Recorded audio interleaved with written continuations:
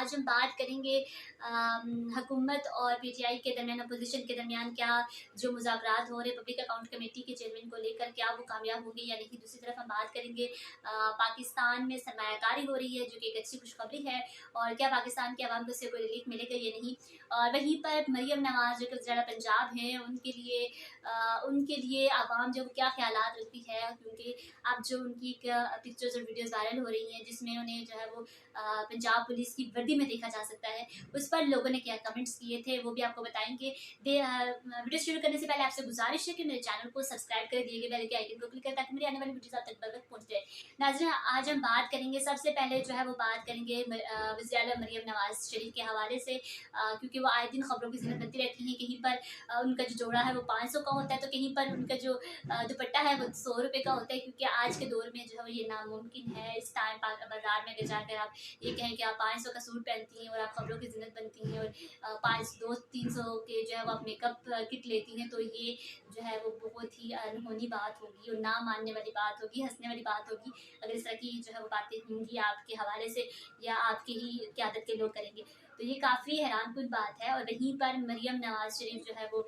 चोंग training centre है police का, वहाँ पर दौरा करती हैं, और उस दौरे में उन्होंने जो लिबास पहना होता है वो लोगों में बड़ा अट्रैक्ट भी कर रही हैं, और वहीं पर लोग उन पर तनकीद भी कर रहे हैं। आए अट्रैक्ट क्यों कर रही है, तनकीद क्यों हो रही है उन पर? तनकीद इस वजह से हो रही है कि वो यूनिफॉर्म पहन के गई हैं, हालांकि वो ज़िला पंजाब हैं, तो इस लिहाज से कहा जा रहा था कि मैं सोशल मीडिया पर देख रही थी कि किसने लिखा हुआ था कि कुछ दिन पहले टिकटॉकर ने जो है वो पुलिस का यूनिफॉर्म पहना, पंजाब पुलिस का, तो उस पर मुकदमा हो गया, उसे गिरफ्तार कर लिया गया। तो वहीं पर मरियम नवाज ने भी जो है वो एक यूनिफॉर्म पहना है, और फिर उन्होंने उससे प्रॉपर तरीके से ट्रेनिंग, जैसे ट्रेनिंग में लोगों को जो है ना वो डंडा भी दिया जाता है उनके साथ, और वो प्रॉपर तरीके से उन्हें कैप भी पहनी थी, जूते भी वैसे ही पहने हुए थे, और प्रॉपर तरीके से वो तैयार थी। और वो हैं तो खूबसूरत, ऐसी कोई बात नहीं, क्योंकि चाहे वो सर्जरियों से हो या मेकअप से हो, लेकिन वो अच्छी लग रही थी, और लोगों ने इस पर भी कमेंट किया कि वो अच्छी लगी। हाँ, वर्दी ज़रूर पहनी है, तनकीद की है, लेकिन वहीं पर क्या उनकी तारीफ भी की है कि वो अच्छी लग रही है। ये जो है वो कहीं पर किसी ने लिखा कि ये फ़ोटो सेशन है, तो कहीं पर उनको कौन से अल्क़ाबात से नवाजा गया, तो कहीं पर किस जो है वो अल्फाज से उन्हें जो है वो किस चीज़ से नशबी दी गई है। और ये बड़ी हैरानकुन बात भी है और हंसने वाली बात भी है कि लोग जहाँ पे तनकीद करें वहीं पर उनको ये भी कह रहे हैं कि हाँ प्यारी लग रही है। और मरियम नवाज जो है वो वाकई में उसमें अच्छी लग रही थी, कहीं देखा जाए तो तनकीद अपनी जगह है, लेकिन उस यूनिफॉर्म में वो अच्छी लग रही थी, तो मानने वाली बात है कि वो अच्छी लग रही थी या फिर अच्छा लगाया गया, क्योंकि वो फ़ोटो सेशन, लोगों ने कहा कि वो फ़ोटो जो है वो सेशन उनका हुआ है, वो जहाँ भी जाती है। लास्ट टाइम आपने वीडियो देखी होगी जिसमें वो एक घर में जाती हैं राशन करने के लिए, सबसे पहले उनका कैमरामैन जाता है तो कहती हैं कि कैमरामैन को ना कि मैं आ जाऊँ,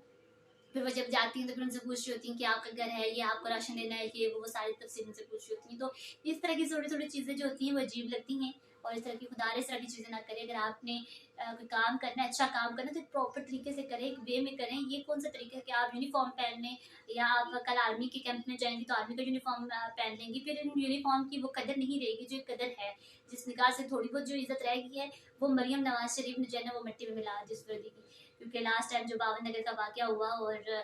उसके बाद जो है वो काफ़ी पंजाब पुलिस की बदनामी भी हुई, और उसके बाद लोगों ने बुरा-भला कहा, उनको भी कहा, दूसरों को भी कहा। तो इस बात से जो है लोगों ने तनकीद की है, और वहीं पर दूसरी बात पे जो है वो कि वो खूबसूरत लग रही है, इस पर तारीफ़ भी की है। अच्छा, बात करेंगे कि मैंने शुरू में बताया कि सरमायाकारी पाकिस्तान में हो रही है, जो कि एक अच्छी बात है, और एक बेस्ट जिस पॉइंट ऑफ व्यू से भी देखें, जिससे आवाम को तो फ़ायदा नहीं हो रहा, क्योंकि अब तो आईएमएफ की किस्त भी आने वाली है, जिसके बाद महंगाई मज़ीद हो जाएगी। लेकिन सरमायाकारी के बाद जब ईरान का जो अभी दौरा हुआ ईरानी सदर का, उसके बाद जो अमेरिका ने धमकियाँ लगाई हैं इक़्तिसादी पाबंदी की, तो क्या अमरीकी दबाव के बावजूद कभी पाकिस्तान में या किसी भी कंट्री में कुछ हो सकता है या नहीं? तो ऐसा मुमकिन नहीं है कि अमेरिका के मतलब हाँ या ना के बगैर आपका कंट्री कुछ कर सके या कुछ ना कर सके, ऐसा हो ही नहीं सकता। ज़रा उनके जो है वो इल्म में तो होता है कि कौन क्या कर रहा है, किसके साथ सरमायाकारी होगी, किसके साथ नहीं होगी। और क्योंकि उन्होंने अब जो है वो उसके बाद जो अमेरिका इधर पाकिस्तान और ईरान की बात चल रही थी, दौरा था, वो ईरानी सदर आए, पहले इस्लामाबाद, फिर लाहौर, फिर कराची। तो वहीं पर जब वो खबरों में ये भी सुनने में आ रहा था, हमने देखा कि अमेरिका ने इसराइल के लिए 190 मिलियन की जो डॉलर्स की इमदाद का ऐलान किया, और जिस तरह से वो साथ दे रहा है इसराइल का, तो मतलब वो एक किस्म का फ़लस्तीन का जो खून था वो उसने उन पैसों से ख़रीद लिया। और ये बहुत बड़ी बात है कि आलम इस्लाम जितने भी मुस्लिम ममालिक हैं वो अभी तक उस पर बोलते नहीं हैं और उस तरह से बोल नहीं रहे। पाकिस्तान का बोलना भी बहुत मैटर करता है, और इस बात पे ईरानी सदर ने भी कहा, और वो भी काफ़ी इस बात पे जो है वो हैरान हुए कि आप जो है वो नहीं बोले, क्योंकि आप एक इवन एक छोटा सा मैसेज भी नहीं किया आपका इस साइड के ख़िलाफ़ और फ़लस्तीन के हक़ में। तो यकीनन दूसरा मुल्क है जो सदरात के आपको ये कह रहे हैं कि आपकी तरफ से पैगाम नहीं गया, तो आपको सोचना चाहिए था कि आप जब मुस्लिम कंट्री में कहीं न कहीं एक्सटेंड कर रहे हैं, तो आपका हक बनता है कि आप उस पर कोई ना कोई जो है वो पैगाम दें, कोई ना कोई बात करें, कोई ना कोई मज़म्मत करें। लेकिन पाकिस्तान में जो है वो इस तरह से अभी तक नहीं हुआ, अभी तक उन्होंने मज़म्मत नहीं की। थोड़े बहुत जो एहतजाज जो जमात इस्लामी ने किए, और जमात इस्लामी के जो अल खिदमत फाउंडेशन, उनका भी बहुत बड़ा किरदार है फ़लस्तीनियों की इमदाद के लिए। उन्होंने जो मदद की, इमदाद भेजी, वो काफ़ी जो है वो उसे जितना अप्रिशिएट किया जाए कम है। तो ये सारी चीज़ें हैं। आप देखते हैं कि आने वाले दिनों में क्या इसराइल और अमेरिका के इस रवैये से जो है वो जंग छिड़ सकती है या नहीं, क्योंकि ईरान का और इसराइल का भी जो है आपस में क्लैश चल रहा है। पहले कुछ टाइम पहले जो है वो देखा जाए तो कहीं पर उन्होंने धमकियाँ दी ईरान ने, फिर इसराइल ने जो है वो ईरान ने इसराइल पर हमला किया, हमले के जवाब में इसराइल ने हमला किया। तो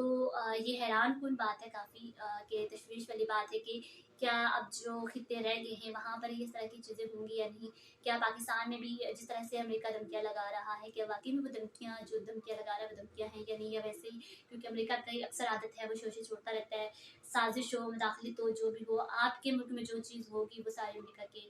जो है वो वजह से होगी। आपके अफ़गानिस्तान में जो मसले मसाइल हुए अमेरिका ने, कि सब जानते कि उसके पीछे उसका हाथ है। इस खित्ते में अफ़गानिस्तान हो गया या पाकिस्तान हो गया, ये 2 ऐसे खित्ते हैं जिसमें अमेरिका का अपना होल्ड है, वो चाहता है कि इन जगहों पे अपना होल्ड कर ले। लेकिन पाकिस्तान में थोड़ा-सा कहीं न कहीं अवाम भी है, कहीं न कहीं आपके अपने इदारे भी हैं, तो कहीं न कहीं वो कंट्रोल ख़त्म हो जाता है, लेकिन फिर भी उसका मोस्टली कंट्रोल इधर ही होता है। अब ऐसी क्या इन खित्तों में बात है कि अमेरिका जो है वो हमेशा होल्ड करना चाहता है, ये तो आप सब समझदार